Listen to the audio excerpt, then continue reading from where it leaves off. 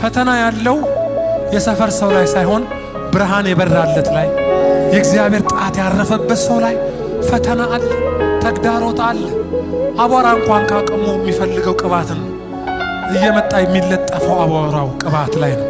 እግዚአብሔር የጠራችሁ ጥሪ ላይ እግዚአብሔር በውስጣችሁ ያኖረው ፍላጎቱ ፕሮግራሙ ላይ የሚነሳባችሁ ዱላ ሲነሳ ተቃውሞ ሲነሳ ይሄማ ብላችሁ ሐሳብ እንዳትቀይሩ መንገድ እንዳትቀይሩ ያስጀመረ በብርሃን ያስጀመረሽ የልጅነቱ አምላክ የድሮ አምላክ የጠዋት አምላክ እዚህ ጋር ሊተው አይደለም። አንተ ጮህና በበለኝ በኢየሱስ እዚህ ጋር ልታቋርጥ አይደለም፣ ገና ሊያስቀጥልህ ነው።